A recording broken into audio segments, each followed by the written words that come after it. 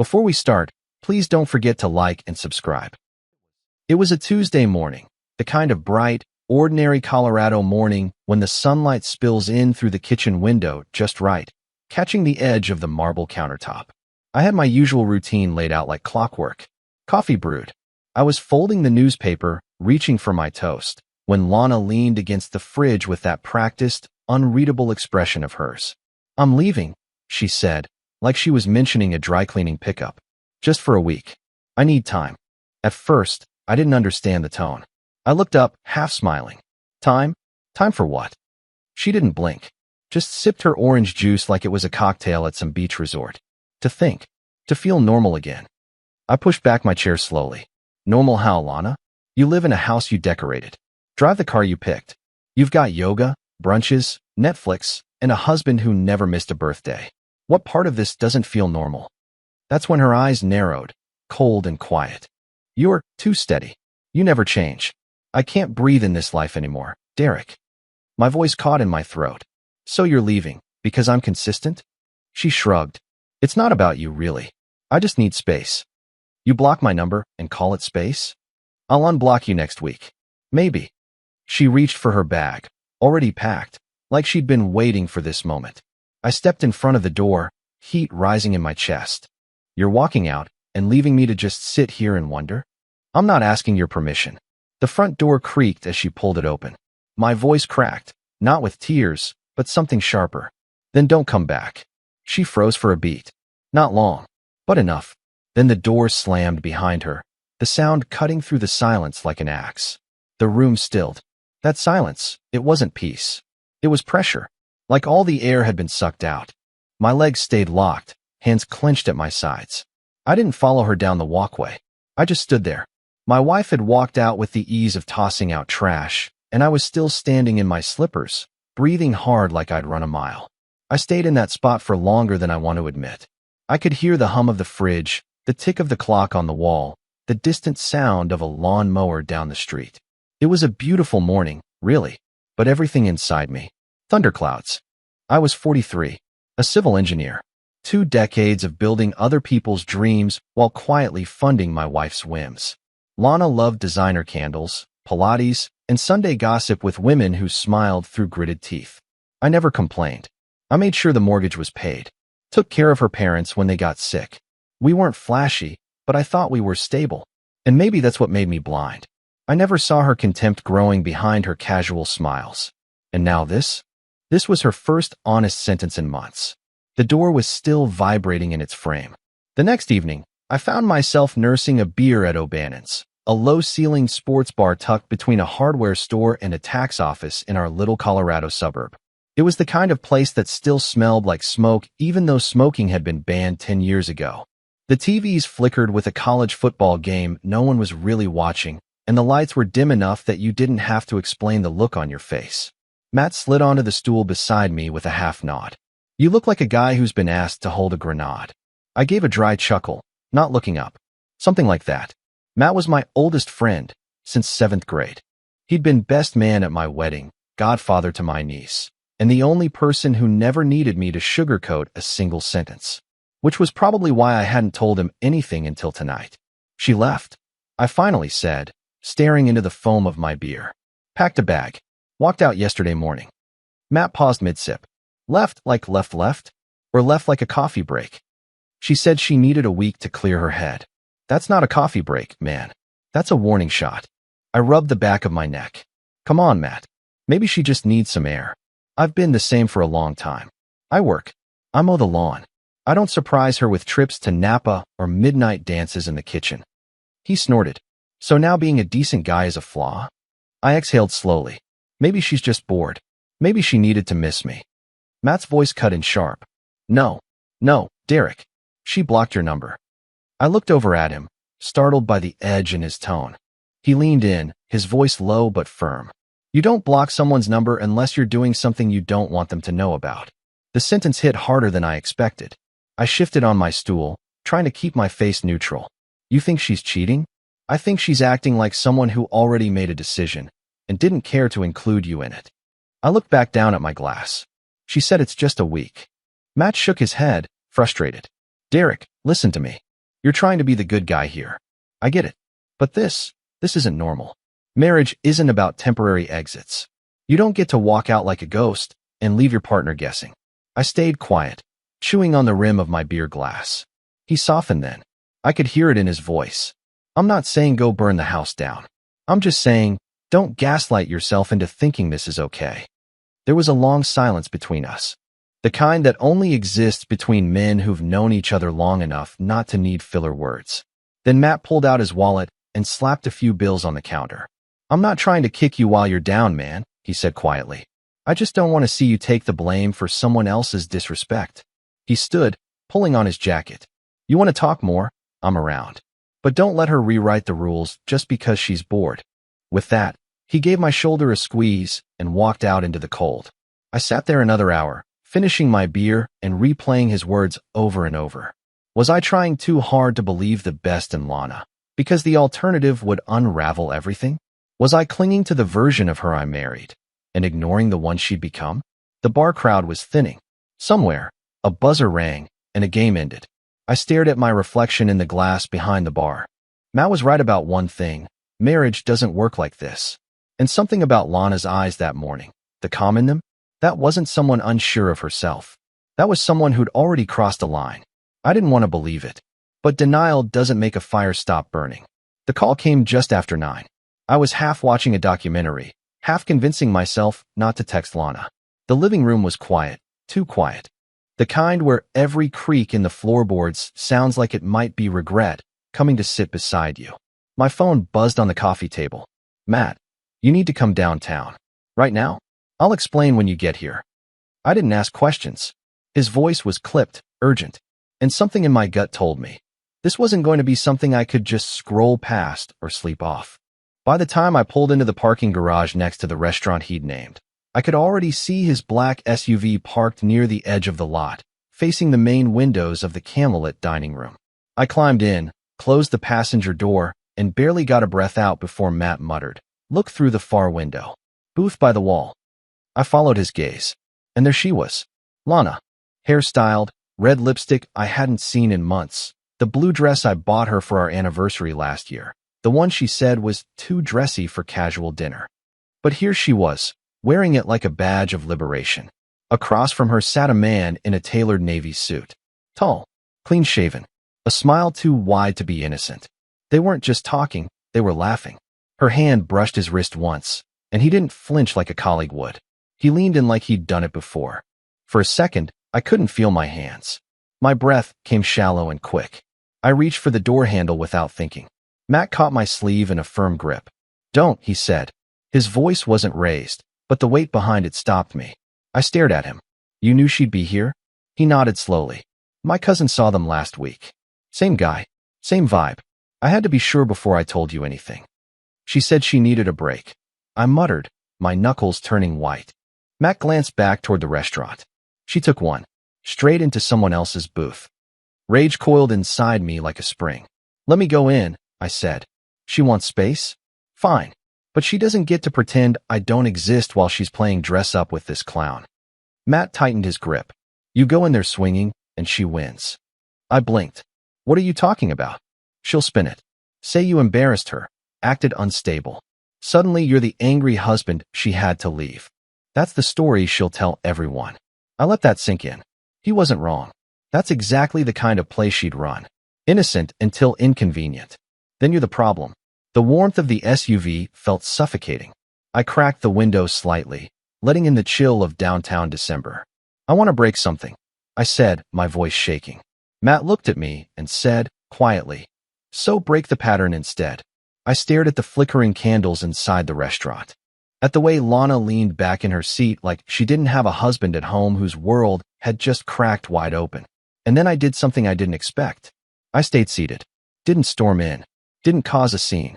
Just sat there in silence, letting the weight of what I saw harden into something deeper than rage. Clarity. She hadn't just walked out. She'd moved on. The SUV felt smaller by the second. Matt hadn't said anything since pulling me back from the door, but I could feel him watching me, waiting to see which version of myself I'd choose next. The silent one, the broken one, or the one ready to crack glass with his fists. but something in my chest refused to stay still. I can't just sit here and watch her laugh in my face, I muttered, pushing open the door before Matt could stop me again. I'm not breaking furniture. I just want her to see me. That's it. Derek. But I was already out. The restaurant was warm, golden, the kind of glow people associated with anniversaries and second chances. The second I walked in, I saw her, booth by the wall. Her back was to me, and she was still laughing. That laugh used to be mine. Her companion had his hand resting on the table, dangerously close to hers. He was mid-story, from the look of it, gesturing with a polished charm like he'd done this routine a dozen times before. Maybe more. I walked straight toward them, every step cutting through the hum of conversation like a ripple across still water. Lana glanced up at the waiter, then she saw me. Her smile faltered mid-sentence. I stopped at the edge of the table, didn't say a word. I didn't have to. Her face told me everything. Derek, her voice dropped to a whisper. This isn't what you think. I let my eyes flick between the two of them. The man, early 40s, expensive watch, every hair in place, froze like a deer about to be introduced to a windshield. He didn't speak, didn't nod. He just stood up with sudden urgency, grabbed his coat, and disappeared out the side exit like he was escaping a fire. Lana watched him go, then turned back to me with flushed cheeks and wide eyes. I was going to tell you. I raised an eyebrow. Tell me what exactly? She stammered. He's just someone I used to know. I ran into him, and we thought dinner would help you think. I said quietly, this the kind of clarity you were after when you walked out? She looked around nervously, as if the linen tablecloths might come to her defense. You're making a scene. I shook my head. Not yet. A moment passed. Her shoulders slumped like she expected yelling, tears, accusations. But I gave her none of that. I turned around and walked away. No explanation. No insults. Just walked. My shoes echoed against the polished floor. No one stopped me. No one said a word. The air felt heavier with each step, but my spine stayed straight. Outside, the cold hit my face like a slap. I got back into my car, gripping the steering wheel hard enough that my fingers ached. Matt didn't say anything. He didn't have to. She saw you, he said after a moment. Yeah, I replied, staring straight ahead. That's all I wanted. And we drove home in silence. No music. No headlights behind us. Just the sound of the road and the slow, heavy unraveling of a lie I'd been living in far too long. It was exactly 34 minutes after I'd gotten home that I heard the familiar screech of tires outside. Then, her keys fumbling at the lock. The door flung open, and Lana burst in like a gust of chaos. Derek, she cried out, her voice cracking already. Please wait. She slammed the door shut behind her and stood there panting, mascara streaked down her face, one heel missing, the strap of her bag sliding off her shoulder. I was still in the same chair I'd sat in when I came back. No TV, no phone, just silence and a fireplace that hadn't been lit in days. I need to explain, she said, rushing into the room, voice trembling. That dinner, it didn't mean anything. I swear, Derek, you caught it out of context. I didn't move. She kept going, each sentence tumbling out faster than the last. I was going to tell you. He messaged me a few days ago, and I didn't think it would matter. I needed space, and I didn't know what I wanted, and, God, please say something. I stood up slowly, not because I wanted to intimidate her, but because I was tired of being talked at. I saw you laughing, I said calmly. She blinked, confused. What? At the table. With him. Laughing. You don't do that with someone you're confused about. You look sure. She stepped forward. It was nerves. It was awkward. I didn't know how else to act. Lana, I said, cutting her off quietly. You wore the blue dress. She froze. My voice stayed steady. You told me once it made you feel like a woman who's wanted. You remember that? She nodded, slowly. You wore that dress tonight. And you blocked my number this week. So tell me again how this was just some innocent reconnection? Her voice dropped to a whisper. It was just dinner. I looked at her, really looked. Hair slightly frizzed from rushing, the corners of her mouth trembling. But behind all that, there was no innocence. Only desperation. I walked to the front door and opened it. Derek, her voice broke. You should go. No, you don't understand. I wasn't thinking straight. I didn't plan this. Her breath hitched. I was lonely, and you've been so quiet lately. You stopped noticing things. I thought maybe you didn't care anymore. I turned around. So your answer to that was to find someone else to notice you? She took a step forward, tears falling freely now. I made a mistake. A stupid, thoughtless mistake. But you and me, we've built a life. You can't just throw that away. I didn't shout. I didn't slam the door. I just stepped aside and pointed toward the open threshold. I'm not throwing anything away, I said softly. I'm letting go of something that's already broken. She stood there, trembling. Please, she whispered, like a final note. But I didn't answer. She finally moved past me, shoulders shaking, one heel in hand now, and paused on the porch like she wanted to turn back, say something that would rewrite the last 5 days. But there was nothing left to say. I closed the door behind her, the soft click of the lock sounding more like a truth than an ending. I stood there for a long moment, the cold air from the outside still clinging to the frame. The house felt quieter. Not peaceful, but real. Honest. I walked back to the living room. The silence followed. And for the first time since Lana left, I didn't feel like chasing anything. It was barely 9 a.m. when I heard the knock. Not frantic. Not aggressive. Just soft. Rehearsed. I stood in the hallway for a moment, still in the t-shirt and joggers I'd slept in, if you could call it sleep. I already knew who it was before I opened the door. And sure enough, there she stood. Lana. Hair pulled into a low bun. No makeup this time. A small suitcase by her side.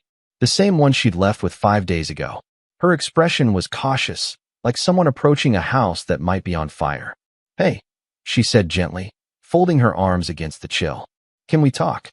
I didn't say anything right away, just studied her. Her voice was softer than last night. No tears. No rage. Just that worn down, quiet kind of apology you only hear when someone realizes they've run out of ways to spin the story. I didn't sleep, she added, eyes flicking toward the house behind me. I kept thinking. About us. This place. Everything we built. I stayed silent, not moving from the doorway. I know I messed up, she continued. But I want to come home, Derek. I want to fix it. I brought my things. I thought maybe we could. No. That one word came out steadier than I expected. Her lips parted, stunned. What? You don't live here anymore. But it's me. I'm your wife. You were. She stepped closer. You're not even going to let me try? I looked at her directly. You made your choice, Lana. You walked out. You shut me out. You didn't leave room for questions, and you sure didn't leave room for respect. But I came back. No, I said. You came back because you lost control. Not because you were ready to own what you did. Her mouth opened, then closed again. She wasn't used to me like this. Not calm. Not cold. Just resolute. You said it was just a week, I added. But we both know it was never about time. It was about permission. You wanted to test the water and still keep your spot by the fire. I'm not that man anymore. Tears welled in her eyes again, but she blinked them back. So that's it. Years together, and I'm just a stranger now? I didn't flinch. No. You're someone who taught me what I'll never tolerate again. She stood motionless, fingers tightening around the handle of her suitcase. There was a pause, long, heavy, and then I watched it happen, something shift behind her eyes. The realization that the man standing in front of her wasn't the one she thought she could bend back into place. I saw it in the way her breath caught, the way her shoulders lowered, like the fight had finally drained out of her. You look different, she whispered. Harder. No, I said. Just clearer. She nodded slowly, stepped back, and picked up her bag. I didn't watch her walk down the steps. I didn't wait to see if she turned around. I closed the door. This time, it felt final. And the silence that followed wasn't cold like before. It felt earned. Real quick, hit the like button to boost the story. It was around 2 o'clock in the afternoon when I heard the knock again. But this time, it wasn't soft. It was the kind of knock a friend uses when they're not just visiting, they're delivering something. Matt stood on the porch, holding a phone in one hand, a look on his face that I'd never seen before. Not in all our years. You decent? He asked. I nodded, stepping aside to let him in. He walked straight to the living room, didn't sit. There's something you need to see, he said, unlocking his phone. I debated even showing you this, man. But I want to know if I were you. He held out the phone, screen facing me. The video was a little shaky, clearly taken from behind a partition or through a window. It looked like the back garden of a high-end spa. One of those luxury places with massage huts and eucalyptus steam. Lana was easy to spot. Her posture, her voice, even the way she tilted her head when she laughed. She was sitting on a lounge chair in a robe, holding a glass of cucumber water. And next to her, the same man from the restaurant. Except this time, there was no confusion. No mistaking the body language. They were close. Intimate. His hand slid over hers. And then, he kissed her. Not quick. Not accidental. Long, familiar. Like it wasn't the first time. I watched the entire 10-second clip without blinking. No sound. Just silence pressing against my ears as the scene played out. When it ended, I handed the phone back. My hands were still, but my jaw, clenched tight enough to hurt. Matt's voice was cautious. My cousin works front desk there. She recognized Lana when I showed her a picture last week. Sent me this today, said she didn't want to get involved, but she also didn't want me walking around blind. I nodded slowly. Matt watched me, waiting. You okay? He asked. I stood up, grabbed my wallet and keys off the counter, and walked toward the door. Derek. I paused only to slip on my coat. I need to go. Where? Lawyer, I said. Matt followed me to the porch. Look, I know this hurts. But don't rush into anything. You've been calm this whole time. Don't flip that now. I turned to him, finally meeting his eyes. I'm not flipping, I said. I'm just finished. His face shifted then, not into worry, but understanding. He gave a small nod and stepped back. I got into the truck and pulled away from the curb. The video still burned into my mind, frame by frame. The spa, the robe, the way she tilted her chin toward him like it was muscle memory. She hadn't just betrayed me with emotion. She'd planned it. She'd invested in it. Lied through tears about just needing air, while letting another man breathe down her neck. I didn't cry, didn't scream, didn't even replay old memories. I just drove. The lawyer's office was downtown, tucked between a dental clinic and a real estate brokerage. The parking lot was half empty. The sign on the door said, Family Law, Carter, Moore and Brooks. I walked in and told the receptionist I needed to file for divorce. She didn't blink. Name, Derek Wallace. She handed me a clipboard. As I sat down to fill out the paperwork, pen in hand, something in my chest finally shifted. Not heavy, not hollow, solid, like a door had been shut from the inside and locked. I wasn't playing fair anymore. I was playing real. For days past, I didn't hear from her. Not after the spa video, not after I'd left for the lawyer. Nothing but silence, which was ironic considering how loudly she used to need to be heard. Then, on the morning of what would have been our 7th anniversary, my phone buzzed. Lana, dinner at Brio tonight at 7. I made the reservation just in case you wanted to talk. Still our date, after all. She even added a little champagne emoji, like that softened the blow of everything that came before. I stared at the message for a long minute. Then I locked my phone and tossed it face down on the counter. That night, the backyard was glowing.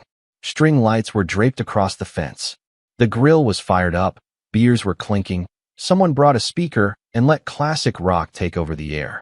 The air smelled like burgers and cold weather. The laughter was real, not forced, not polite, just real. Matt stood near the fire pit with a spatula in one hand and a drink in the other. You sure you don't want to do something quieter tonight? He asked, nudging me. I took a sip of my drink. Quieter was killing me. He grinned. Fair enough. More friends showed up than I expected, some from work, some from the gym, even my neighbor Greg with his awkward jokes, and 2 kinds of dip. People I hadn't seen in months, showing up without hesitation. Maybe they didn't know everything, but they knew enough to understand this wasn't a house in mourning. It was a house reclaiming itself. At exactly 7:04 p.m. My phone buzzed in my back pocket. Caller ID, Lana. I stepped away from the noise, out onto the darker edge of the yard where the lights didn't quite reach. I didn't hesitate. Hello. There was soft piano music in the background, clinking silverware. The unmistakable hush of a white tablecloth restaurant. Where are you? She asked, voice light but unsure. I smiled. Just enough to feel it, not enough for her to hear it. I'm already celebrating, I said. A pause. Celebrating what? I let the words land slow and clean. My bachelorhood. Silence. Not even a breath. Then, click. She hung up. I slipped the phone back into my pocket, turned toward the house, and saw everyone still gathered around the fire pit, plates in hand, laughter rising again. I walked back to join them, sliding into a seat next to Matt. She call? He asked, handing me another drink. Yep. How'd it go? I clinked his glass with mine. Short. The rest of the night rolled on without a hitch. Someone spilled salsa. Greg tried to play guitar. Nina from work showed up late with cookies and a story about her dog eating her phone charger. No one mentioned Lana. No one had to. This wasn't about her anymore. It wasn't even about what she did. It was about what I'd stopped allowing. For the first time in a long time, I wasn't waiting for someone to come home. I already was. The party was in full swing. Laughter bubbled across the backyard, flames flickered in the fire pit, and I was halfway through a story about Matt nearly burning down his garage trying to deep fry a turkey when the front gate creaked open. Heads turned. She walked in like a storm pretending to be a breeze. Lana, wearing the same coat I'd bought her last Christmas. Hair perfect. Face tight. Her eyes scanned the yard, found me instantly. The conversations dipped just enough for everyone to notice something had shifted. She stepped forward, heels crunching against the gravel. Really? She snapped. You throw a party on our anniversary and don't even have the decency to answer my call. I didn't stand. Didn't flinch. You called, I said calmly. I answered. That wasn't an answer, she shot back, voice rising. That was a slap in the face. A few of the guests looked away politely. Others didn't bother. Matt stood beside me, jaw tight.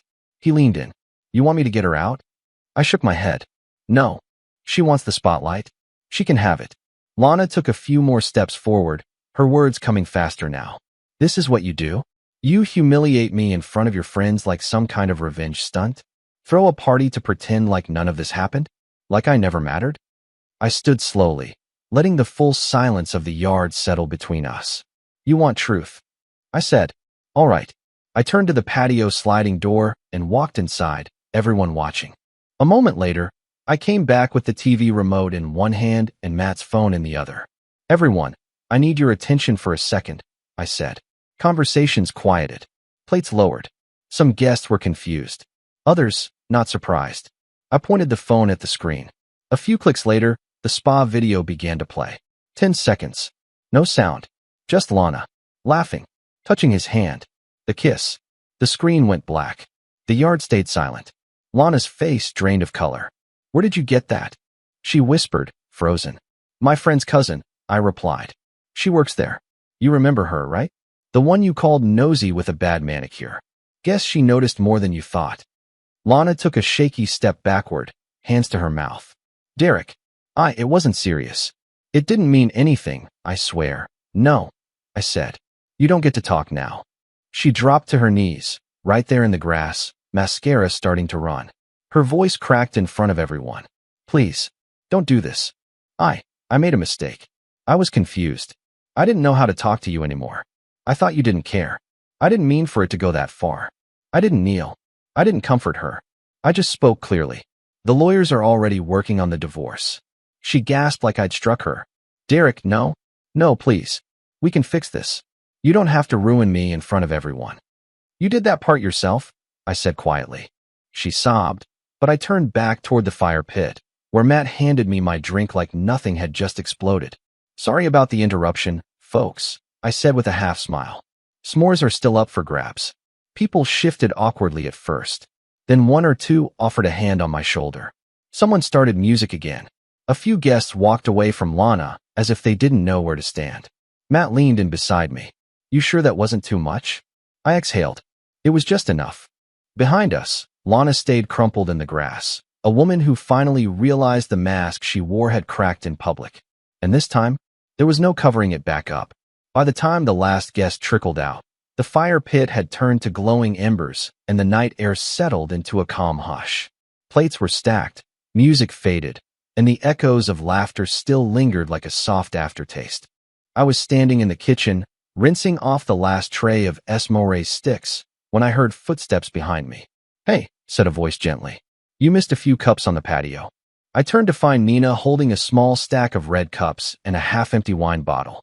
She was in a loose sweatshirt and sneakers now, her hair pulled back, face relaxed, far from the work version of herself I usually saw at the office.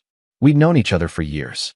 Never anything more than colleagues who became friends over mutual sarcasm and a shared preference for quiet mornings. You didn't have to stay this long, I said, drying my hands. She gave a small shrug. You hosted. Least I could do is help clean up after your public trial. I cracked a smile. You caught that, huh? I think the whole neighborhood did. I leaned against the counter, eyeing the wine in her hand. She lifted it slightly. No judgment if I pour a little. Only if you pour me one too. A few moments later, we were sitting at the kitchen island, 2 glasses between us and the soft tick of the wall clock filling the silence. I meant to tell you, she said, swirling her glass gently. I've been there. I looked at her. What do you mean? The whole betrayal thing. 2 years ago. My ex, David. You never met him. What happened? She took a sip before answering. He had this whole second life I didn't know about. Not another woman. A whole apartment. I found the lease in his glove box. Said it was his thinking space. Turns out, it was where he went to be someone else. I winced. That's brutal. I thought so too, she said quietly. Until I realized I wasn't just mourning the relationship. I was mourning who I thought I was in it. I nodded slowly, letting her words settle. She looked up at me then, her voice a little softer. You looked lighter tonight. After everything. I thought about it. I think it's because I finally stopped waiting for an apology that was never going to come. Once I let go of that, everything else just fell into place. She smiled faintly, eyes warm. I don't know if I believe in clean slates, she said, but I do believe in real ones. We sat in a comfortable silence for a beat. No need to fill it with noise. Just 2 people who'd been bruised the same way, finding a little quiet on the other side of the wreckage. Eventually, she stood, empty glass in hand. I should go? But hey, next time you host a party, maybe just cupcakes. Less emotional warfare. I chuckled. Deal. She paused at the door. You did good tonight, Derek. Really? And then she was gone. I locked the door behind her, turned off the lights, and stood in the kitchen a while longer. It felt warmer. Not because of the wine. Not even because of Nina. But because, for once, there was nothing left to hide. Just honesty. And the slow, quiet return of peace.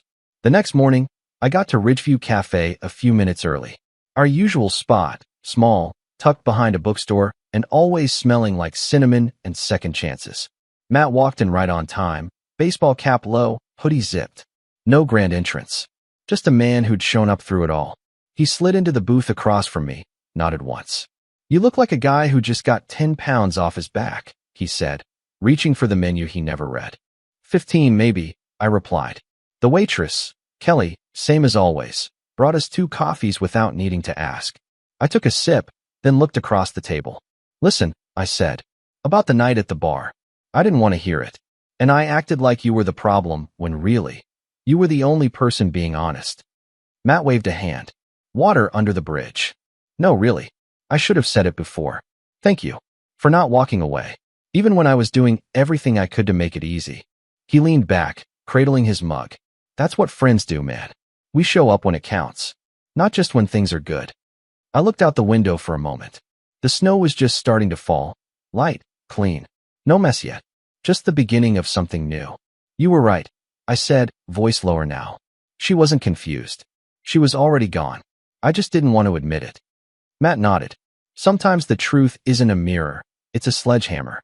But once it hits, at least you're finally building on solid ground. We sat in silence for a moment, sipping our coffee, the air between us steady. I gave a small laugh. You think it's crazy that I feel better now? After everything? Matt smirked. Not crazy, just free. We clinked our mugs together. A small sound, but it meant something. 2 men, changed by the storm, still standing. And ready, finally, for what comes next. That was the end of my story. I still think about Matt, how he stepped in when I refused to see what was right in front of me. He didn't know me that, but he showed up anyway. If you were in his place, would you have stayed quiet or risked the friendship to tell the truth? Let me know in the comments. And if this story hit something real for you, don't forget to like and subscribe. There's more to come.